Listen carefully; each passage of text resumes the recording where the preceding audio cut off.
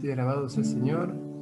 Estamos alegres, Señor, porque somos tuyos, Señor, porque tú te has entregado por nosotros, te has entregado desde tu nacimiento como hombre, para que seamos tus amigos, como dices en la palabra, tus hermanos, y que podamos todos llamar papá a nuestro papá Dios.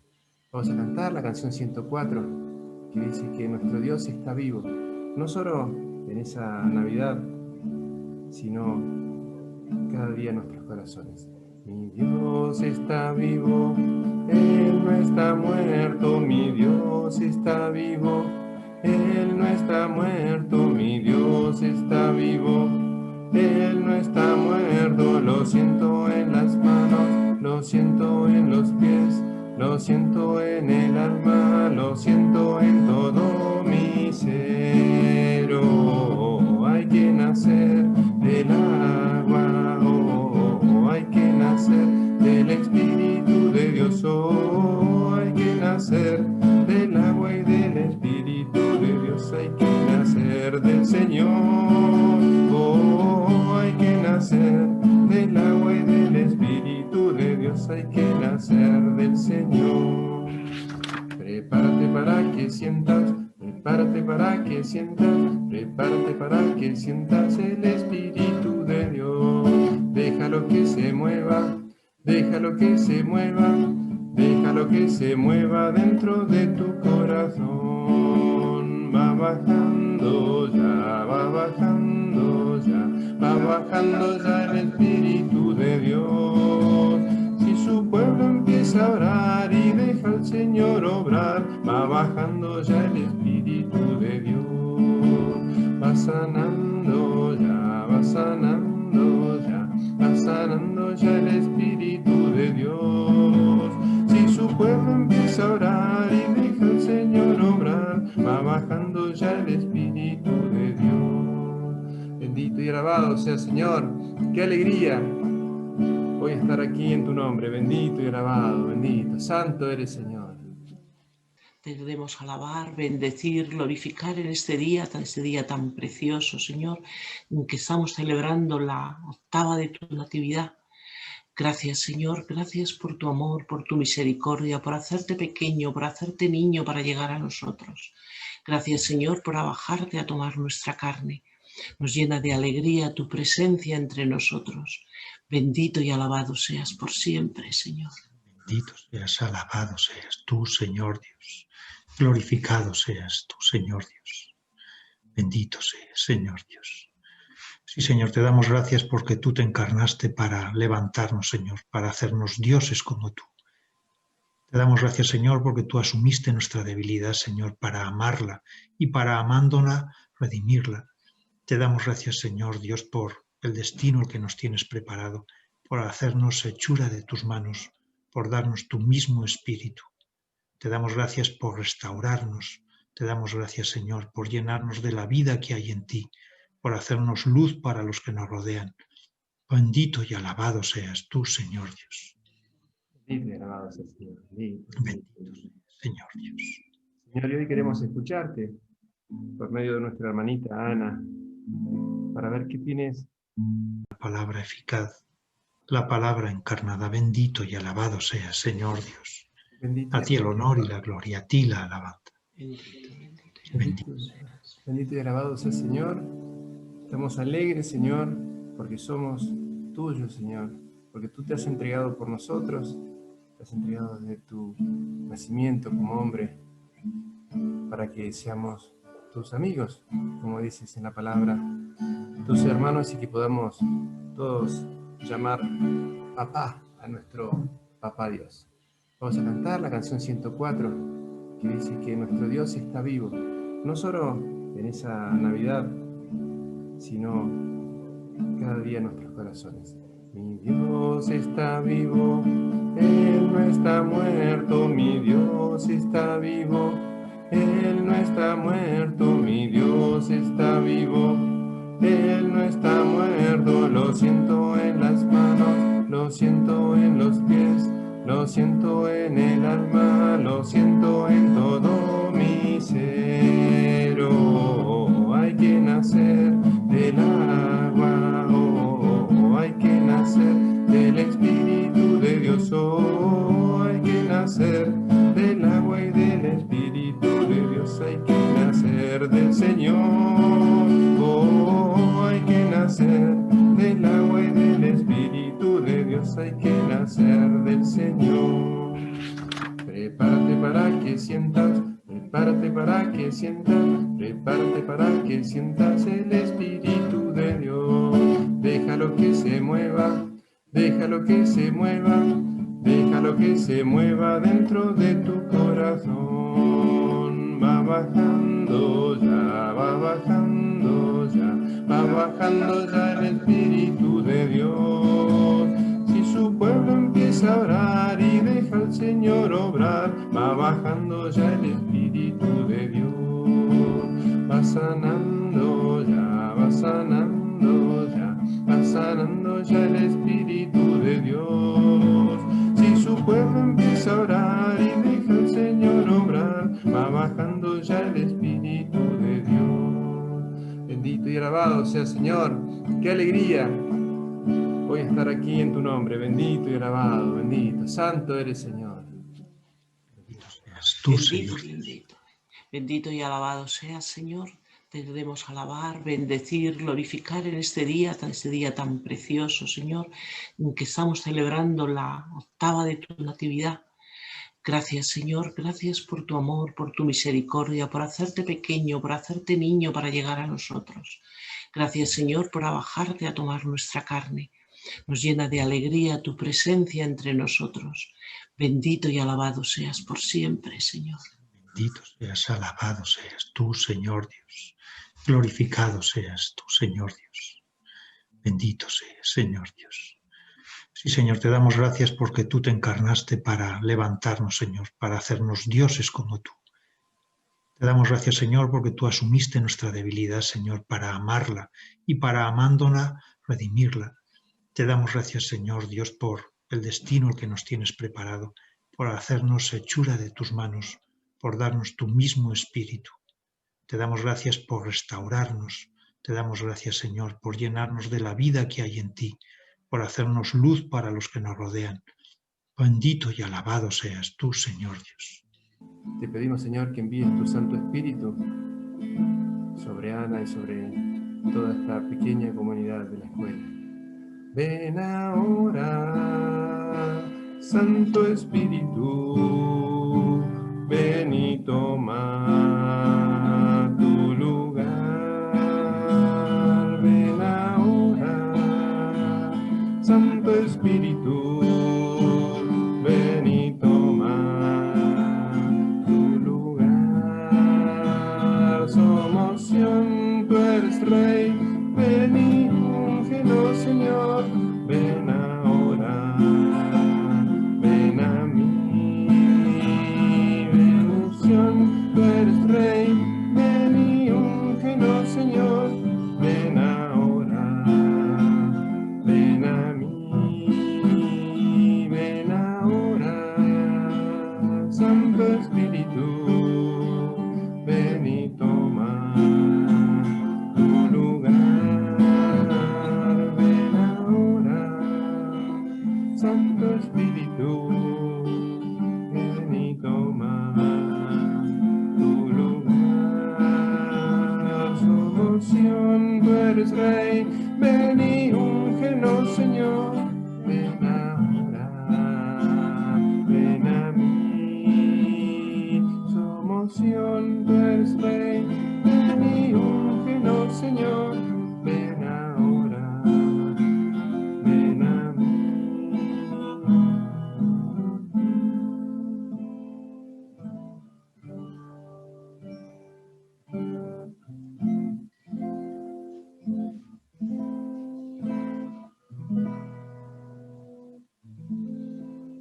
La palabra eficaz, la palabra encarnada, bendito y alabado seas, Señor Dios.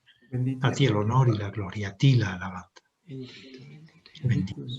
bendito y alabado sea Señor.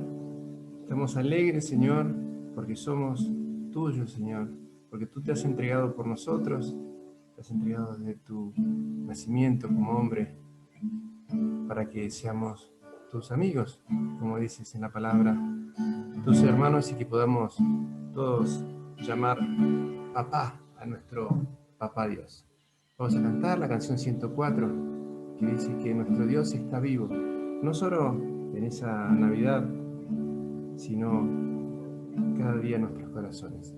Mi Dios está vivo, Él no está muerto, mi Dios está vivo, Él no está muerto, mi Dios está vivo, Él no está muerto. Lo siento en las manos, lo siento en los pies, lo siento en el alma, lo siento en todo mi ser. Oh, hay que nacer del agua, oh, hay que nacer del Espíritu de Dios, oh, hay que nacer del agua y del Espíritu de Dios, hay que nacer del Señor, oh, hay que nacer del agua y del Espíritu de Dios, hay que nacer del Señor.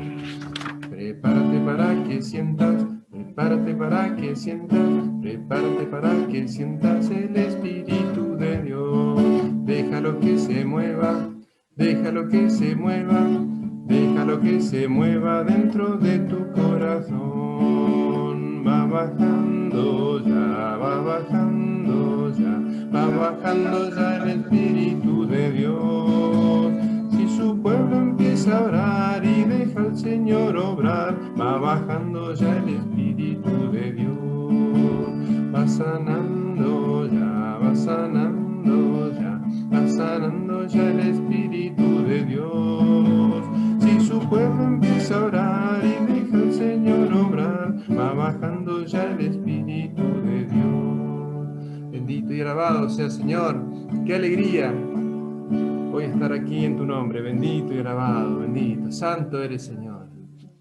Bendito seas tú, Bendito, Señor. bendito. Bendito y alabado seas, Señor. Te debemos alabar, bendecir, glorificar en este día tan precioso, Señor, en que estamos celebrando la octava de tu natividad. Gracias, Señor, gracias por tu amor, por tu misericordia, por hacerte pequeño, por hacerte niño para llegar a nosotros. Gracias, Señor, por bajarte a tomar nuestra carne. Nos llena de alegría tu presencia entre nosotros. Bendito y alabado seas por siempre, Señor. Bendito seas, alabado seas tú, Señor Dios. Glorificado seas tú, Señor Dios. Bendito seas, Señor Dios. Sí, Señor, te damos gracias porque tú te encarnaste para levantarnos, Señor, para hacernos dioses como tú. Te damos gracias, Señor, porque tú asumiste nuestra debilidad, Señor, para amarla y para amándola, redimirla. Te damos gracias, Señor Dios, por el destino que nos tienes preparado, por hacernos hechura de tus manos, por darnos tu mismo espíritu. Te damos gracias por restaurarnos. Te damos gracias, Señor, por llenarnos de la vida que hay en ti, por hacernos luz para los que nos rodean. Bendito y alabado seas tú, Señor Dios. Bendito y alabado sea Señor. Bendito, Bendito, Señor Dios. Señor, y hoy queremos escucharte por medio de nuestra hermanita Ana, para ver qué tienes para nosotros, Señor. Qué regalo nuevo tienes para nosotros, porque son todas bendiciones y gracias, Señor, en este tiempo de Navidad, de nacimiento. En que te glorías en nuestra debilidad, Señor, como lo has hecho al presentarte como un niño en ese pesebre. Te pedimos, Señor, que envíes tu Santo Espíritu sobre Ana y sobre toda esta pequeña comunidad de la escuela.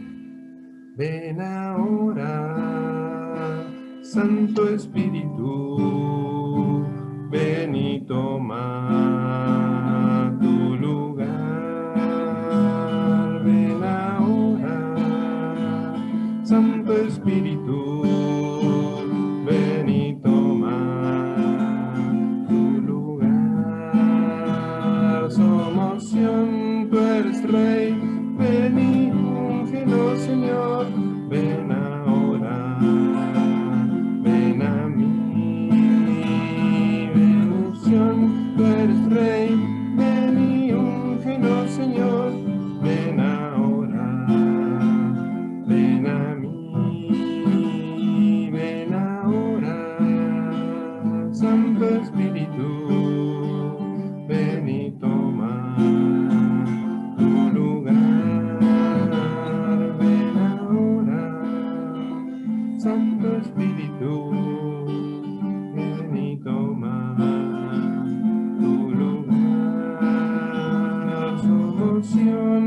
eres Rey, ven y úngenos, Señor, ven ahora, ven a mí. Somos Sion, tú eres Rey, ven y úngenos, Señor, ven ahora, ven a mí.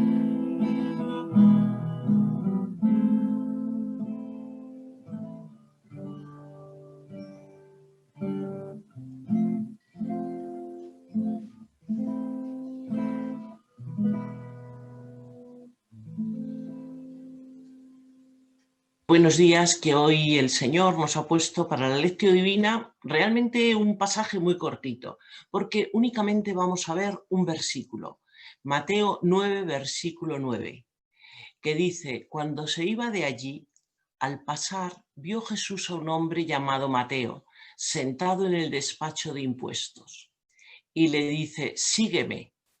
Él se levantó y le siguió. Palabra del Señor.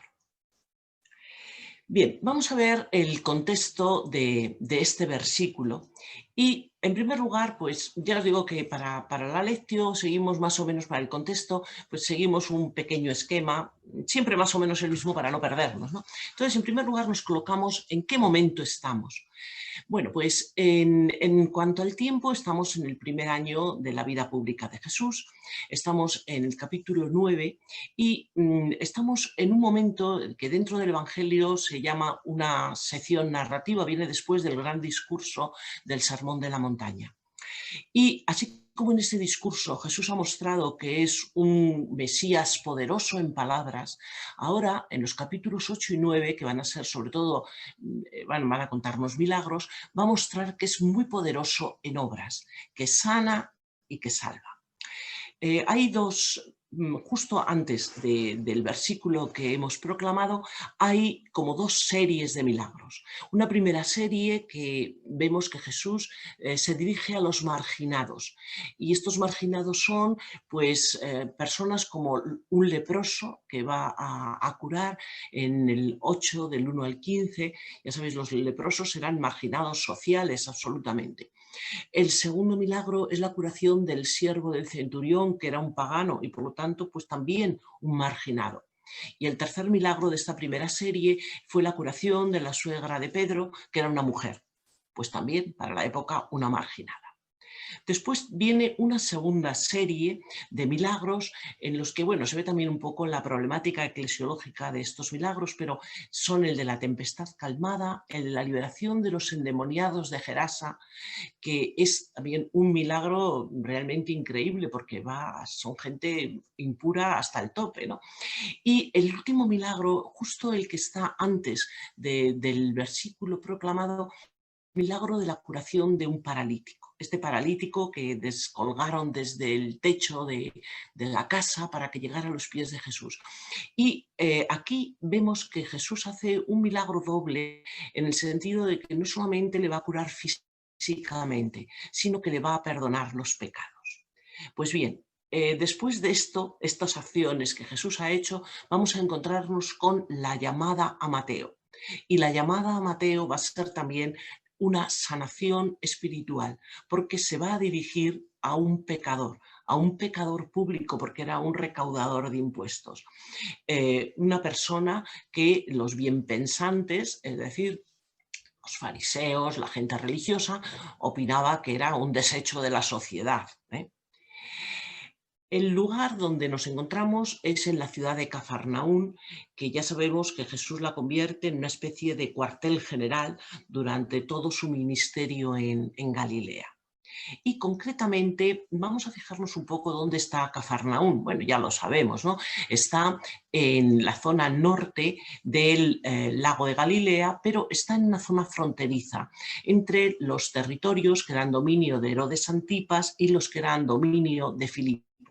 Y esto es importante porque bueno, estaba también muy cerca de la vía Maris, que era una gran vía de comunicación de toda la zona del Mediterráneo y llegaba pues hasta Siria prácticamente. Había allí cercanos, y en el Evangelio van a aparecernos algunas veces, soldados romanos. ¿Por qué? Pues no solamente era para cuidar y para velar un poco por esta vía, que es una vía comercial fundamental, sino también porque al estar Cafarnaún en una zona fronteriza había un servicio de aduanas. Esto nos pone en relación con lo que es el tema de, bueno, de las aduanas, eran para el pago de impuestos. Los impuestos eran fundamentales en el mundo antiguo y los impuestos eran además un peso terrible que tenían que soportar. En este caso hablamos de los habitantes de Galilea, pero en general en todo el mundo antiguo los impuestos eran algo totalmente duro y, en fin, algo muy antipático. Los judíos tenían que aguantar muchos impuestos, tenían que aguantar los impuestos, digamos, puramente políticos, pues del Imperio Romano o, ya digo aquí, de los reinos distintos que los reyes, tanto Herodes como su hermano Filipos, necesitaban de esos impuestos para vivir con el ritmo de vida que llevaban. Y aparte de eso tenían luego los impuestos religiosos, que eran muy importantes, con lo cual la precariedad de su vida, la precariedad de la vida de la gente común muchas veces se achacaba también al peso terrible de los impuestos. Conclusión. ¿Cómo se les miraba socialmente a las personas encargadas de cobrar los impuestos? Pues, en fin, muy mal. Ya lo sabemos. Primero porque eran los encargados, eran, digamos, como la cara de la opresión esta económica que estaban haciendo sobre ti. Por otro lado, porque además en el caso de los judíos, el tener que pagar impuestos al mundo romano o impuestos puramente políticos les parecía que era una ofensa a Dios, porque solamente Dios merecía que le pagaran. Así que los que pagaban los impuestos eran gente muy malita, ¿eh? Bien, vamos a pasar ahora a personajes y acciones. Y mirad, vamos a hacerlo de una manera un poco diferente a como en otras ocasiones hacemos los contextos, porque vamos a hacerlo en base a un cuadro que se llama La vocación de Mateo. Es una obra que va a pintarse de 1599 a 1600 y una obra realmente preciosa dentro de la historia del arte. A lo mejor os parece que estamos saliéndonos un poco del tema. Bueno, pues os voy a explicar. No, vamos a ver cómo no. Es una obra que es de este artista que se llama Michelangelo Merisi, pero que le conocemos todos en la historia del arte con el nombre del Caravaggio. ¿Por qué vamos a coger una obra de arte para hablar de algo tan importante como es la vocación de Mateo? Pues mirad, vamos a buscar un poco lo que es la autoridad de la Iglesia, la autoridad de los papas. El arte siempre, hasta hace un par de siglos, ha tenido una finalidad o bien política, en un menor caso, o bien sobre todo religiosa. Y si es bien es verdad que en los últimos siglos, en estos 2 últimos siglos, sobre todo en el actual, pues el arte religioso tiene como muy poco peso. El papel que ha tenido ha sido fundamental desde un punto de vista, diríamos, catequético. Y San Juan Pablo II nos deja, entre otras, esta frase tan bonita que dice que la Iglesia precisa del arte para hacer perceptible y fascinante el mundo del espíritu. Es decir, está un poco reivindicando este papel que ha tenido y que tiene que seguir teniendo, porque las imágenes, sobre todo si son imágenes inspiradas, la verdad es que tienen una enorme importancia para que podamos entender. Por otra parte, nuestro Papa actual, el Papa Francisco, en el Evangelii Gaudium, que la alegría del Evangelio, que por cierto es una encíclica de la que ya hablaremos muchas más veces a lo largo de este curso, nos habla de cómo se vuelve necesaria la formación en la vía pulcritudinis, es decir, la vía de la belleza, para la transmisión de la fe y la tarea evangelizadora. Así que aunque estemos muchas veces acostumbrados mal, esto es un error, a ver las obras en los museos colgadas y examinarlas simplemente como algo estético, hay que examinar y hay que fijarse en por qué fueron hechas, cuál es la motivación que llevó a los artistas a realizarlas. Y ahí podemos encontrarnos sorpresas realmente preciosas. Bueno, pues la obra que vamos a comentar y en la que nos vamos a basar para hablar de lo que el versículo de hoy nos está transmitiendo, está todavía, y esto es una suerte, está in situ, porque se encuentra en la iglesia de San Luis de los Franceses de Roma todavía. Es una iglesia muy bonita, una iglesia de finales del siglo XVI, de muy buenos arquitectos además, una iglesia del manierismo, ya rozando casi el barroco, y es importante que esté en su sitio porque, como antes os decía, no es lo mismo ver las obras descarnadamente en un museo que verlas en el lugar, en el contexto para el que fueron creadas. Se encuentra en una de las capillas interiores de esta iglesia, es la capilla Conterelli, que la mandó a hacer era un clérigo francés, porque esta iglesia era iglesia, como dice su nombre, mandada a hacer por los franceses, dedicada a San Luis. Él en realidad no se llamaba Conterelli, se llamaba Quantrell, pero en fin, se italianizó el apellido. Y él se llamaba Mateo de nombre, con lo cual quiso que la decoración de su capilla estuviera dedicado pues, a su santo patrono. Y aquí, por lo tanto, vamos a encontrarnos todavía, que es, ya digo, una suerte verlos en su lugar, 3 cuadros maravillosos del Caravaggio. Uno, que es el que hoy nos va a interesar más, que es el de la vocación, la llamada de Dios.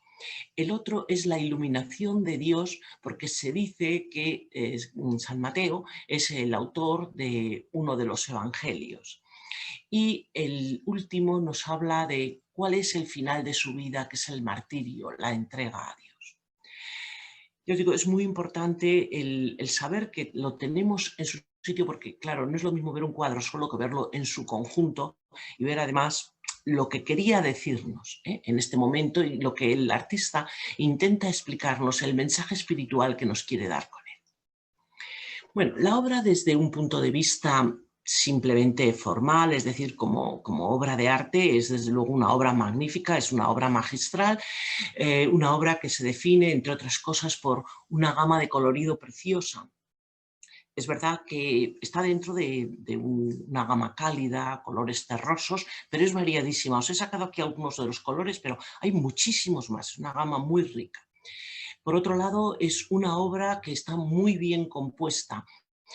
Tiene una parte superior y una parte inferior, digamos. La parte inferior es donde se acumulan todos los personajes, mientras que la parte superior está prácticamente vacía.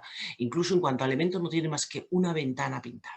Con esto nos va a centrar toda la atención en donde están situados los personajes.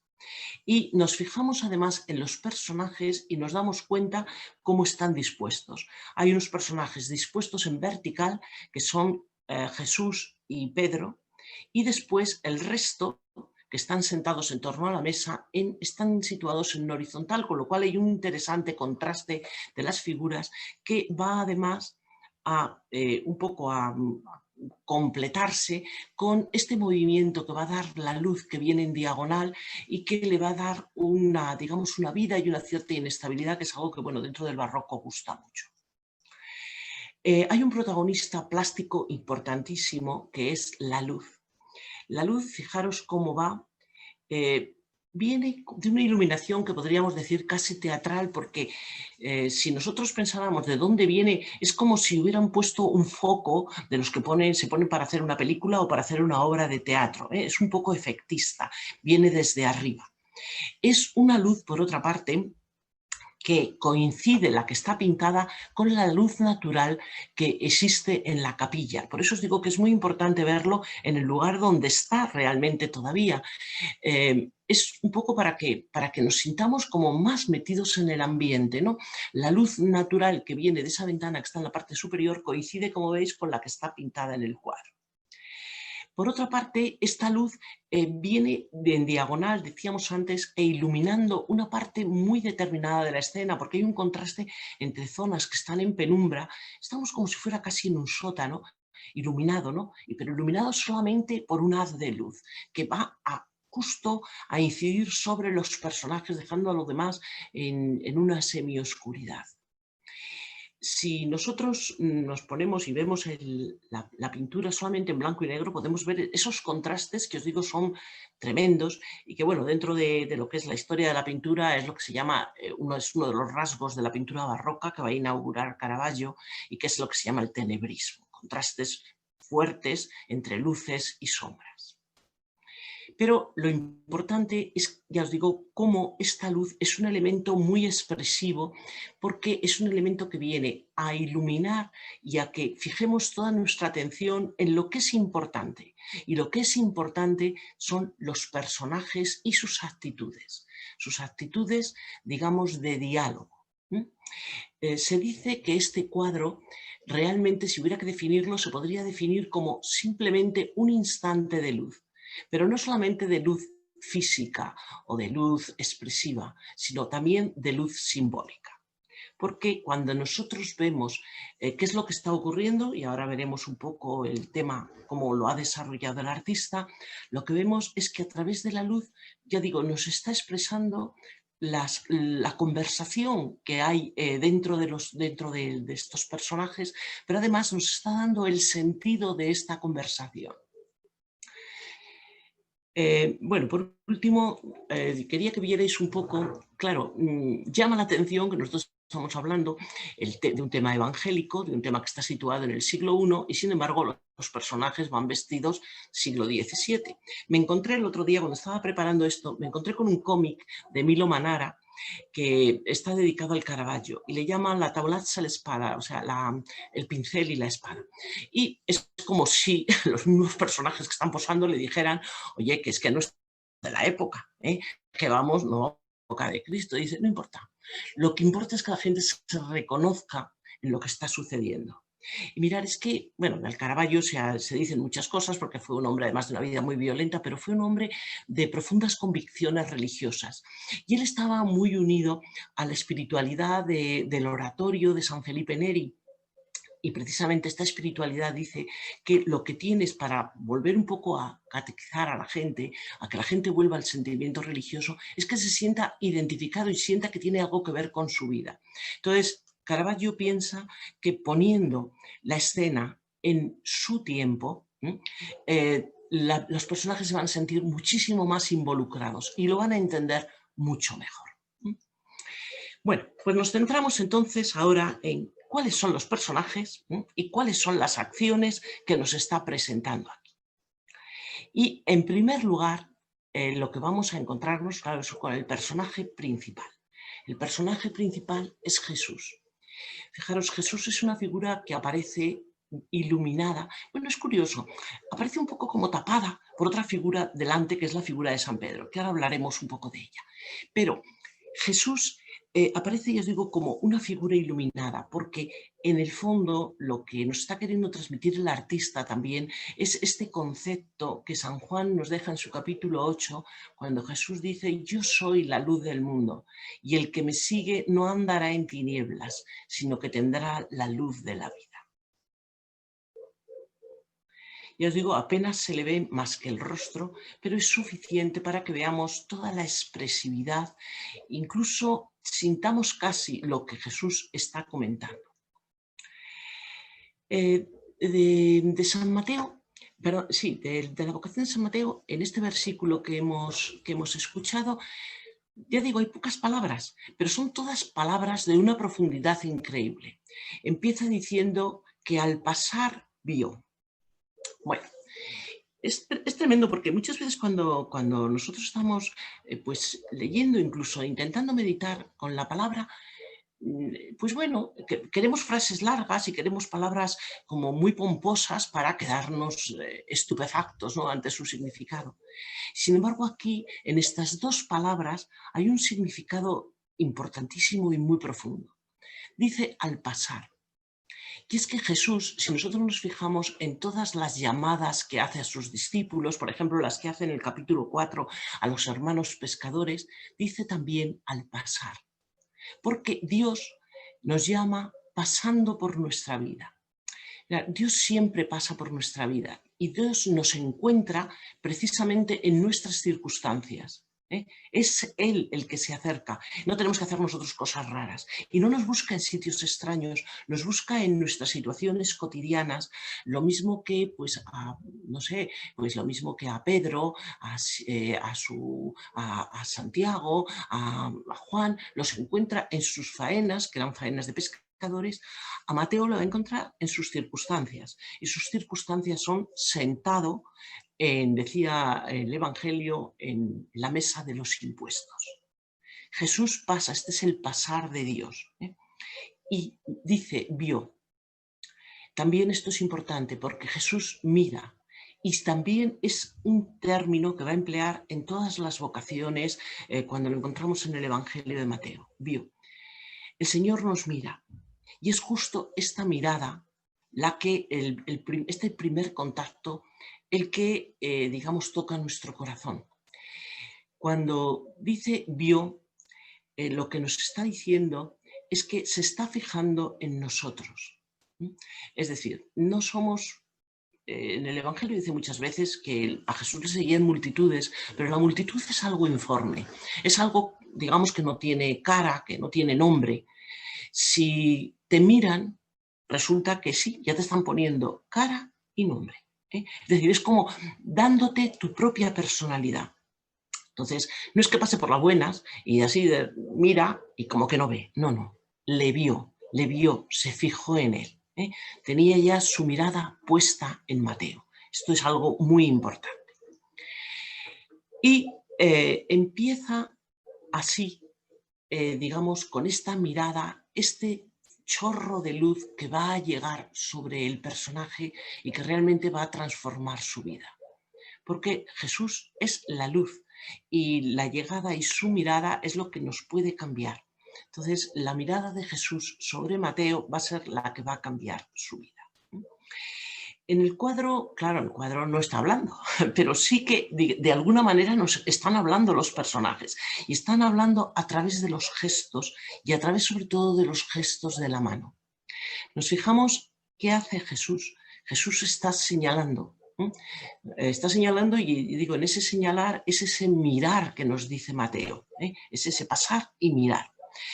Y bueno, quería que os fijarais en la figura que está, os digo, casi tapando a Jesús, pero bueno, que es la figura de San Pedro, que tiene la mano exactamente en paralelo y exactamente en igual que Jesús. ¿Por qué? ¿Por qué lo ha hecho así Caravaggio? Bueno, aquí tenemos que meternos en una circunstancia histórica. Caravaggio está viviendo a finales del siglo XVI, principio del XVII, es decir, el momento de la Iglesia Católica a lo que ha sido la Reforma Protestante. Se quiere, ya sabéis que la Reforma Protestante, entre otras cosas, ataca a la Iglesia Católica y ataca la primacía del Papa. Entonces quiere aquí destacar el papel del Papa y el papel de la Iglesia, sobre todo, como la continuadora de lo que Jesús ha hecho. Por eso están en paralelo, porque es verdad que Jesús llamó a sus contemporáneos y muchas veces ahora en nuestro tiempo, y en el tiempo del Caravaggio, llama a través de su presencia en la tierra, este sacramento que ha dejado en la tierra y que es la Iglesia. Y después hay otros gestos también que son importantes. Nos fijamos en ese gesto de esta mano del personaje con barba, que no sabemos si se está señalando a sí mismo o está señalando a otro, pero realmente es también, digamos, como un gesto un poco de incredulidad. Es decir, como decir, ¿pero cómo? ¿Cómo es esto, no? Y nos fijamos también en este otro gesto de estas otras manos que también son muy expresivas.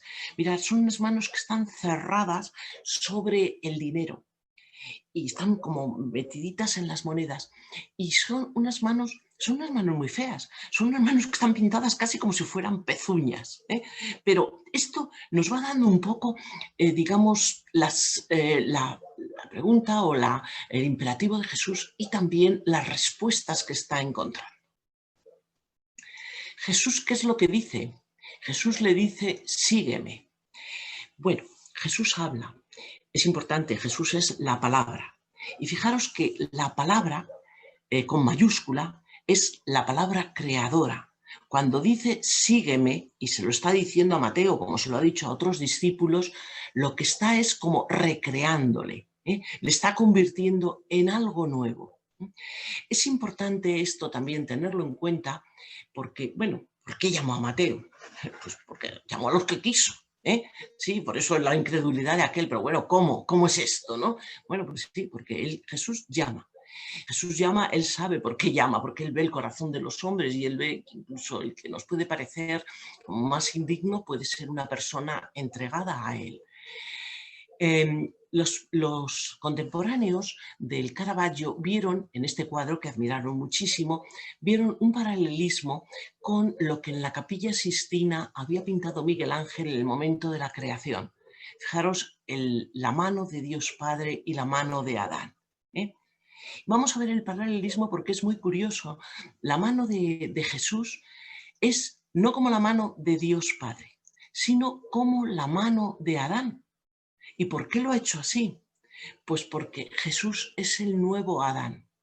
El nuevo Adán que ahora lo que va a hacer es una nueva creación. Y esta nueva creación, daros cuenta que la ventana que está justo encima tiene los cristales distribuidos en función de unas maderitas colocadas como en una cruz, que está justo encima de la mano. Yo digo, es importante porque los pequeños detalles nos van dando un poco la riqueza de la comunicación que nos quiere, a través de estos aspectos materiales, comunicar el artista. ¿De una manera muda? Bueno, pues no tan muda. Como veis, hablan bastante todos los detalles. El otro personaje que nos encontramos es Mateo. Mateo, para el que Jesús va a entrar en su vida como un rayo de luz. Ya os digo, aquí representada físicamente con la luz, es esta luz espiritual que le va a cambiar totalmente.